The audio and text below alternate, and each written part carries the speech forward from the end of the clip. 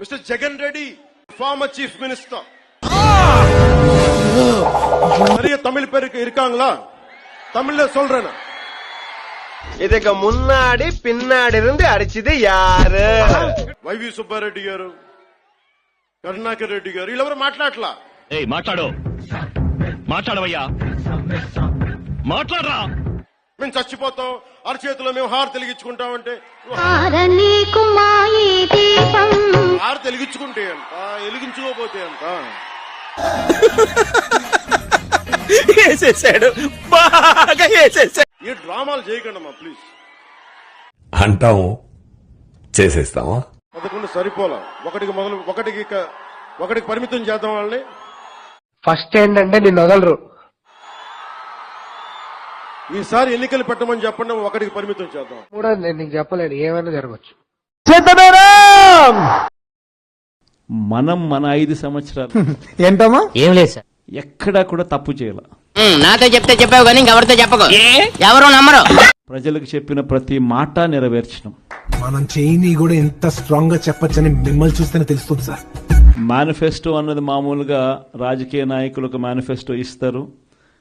Sorry sir, అతను ఏం చేయలేం.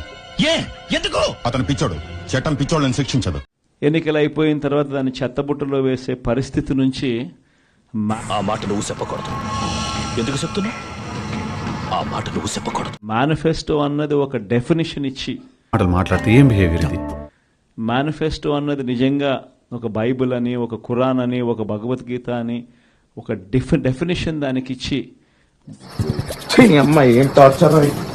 మొట్టమొదటి రోజు నుంచి కూడా కారణాలు చెప్పకుండా, కారణాలు వెతుక్కోకుండా కంట్రోల్ ఎవరు చాలు, వాడి పాపాను వాడే వాడికి కారణాలు చెప్పాల్సి వస్తే గన మన ప్రభుత్వంలో మనకున్న కష్టాలు బహుశా ఎక్కడా ఎప్పుడు చూసిండం.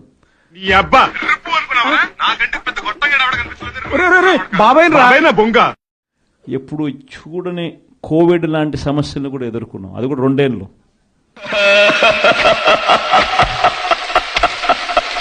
మనం ఇచ్చిన మాట మరో 30 సంవత్సరాల పాటు మన బాటను నిర్దేశిస్తుంది అని చెప్పి విన్నా, అంతా విన్నా.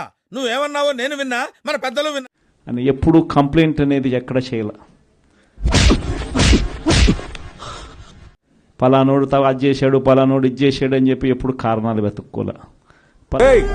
నువ్వు అన్ని మూసు కూర్చోలేవా? నువ్వు ప్రశాంతంగా ఎలా కూడు తింటున్నావు? అలాంటి సమస్యలు ఉన్నాయని చెప్పి ఏ పొద్దు కారణం చెప్పాల.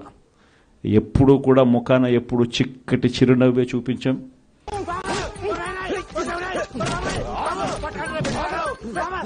ఆ చిక్కటి చిరునవ్వుల మధ్య ప్రజలకు మేనిఫెస్టోలో చెప్పిన ప్రతి హామీని కూడా ఇంతవరకు రాష్ట్ర చరిత్రలో ఎప్పుడు జరగలేదేమో. ఏంటి సార్ అది? బడ్జెట్ కన్నా ముందే బడ్జెట్ ప్రవేశపెట్టేటప్పుడే ఒక క్యాలెండర్ రిలీజ్ చేసి, చూసారా సార్ డబుల్ యాక్షన్? ఆ క్యాలెండర్లో ఇదిగో ఈ నెల ఈ పథకం ఇస్తాం, ఇదిగో ఈ నెల ఈ పథకం ఇస్తాం, ఇదిగో ఈ నెల ఈ పథకం ఇస్తామని చెప్పి పథకాలన్నీ సంవత్సరం పొడుగునా ఏ పథకం ఏ నెలలో ఇస్తామని చెప్పి చెప్పడమే కాకుండా ఆ నెలలో బటన్లు నొక్కి నేరుగా పథకాలు ఇచ్చిన పరిస్థితి బహుశా దేశ చరిత్రలో ఎప్పుడు జరిగింది. ఆవు పోయే ముందు కూడా గొల్లుమని నవ్వేలాగా జోకిస్తున్నావు. You are really a god gift. అటువంటి పాలన మనం ఇచ్చాం.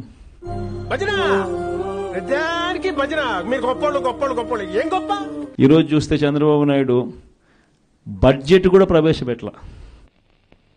నువ్వెవడరా మధ్యలో? అసలు నువ్వెవడేరా మధ్యలో? మొట్టమొదటిసారి చూస్తా ఉన్నాం రాష్ట్రంలో, నాకు అర్థం కాలేదు సార్, తొలిసారిగా ఎప్పుడు దేశ చరిత్రలో జరగల,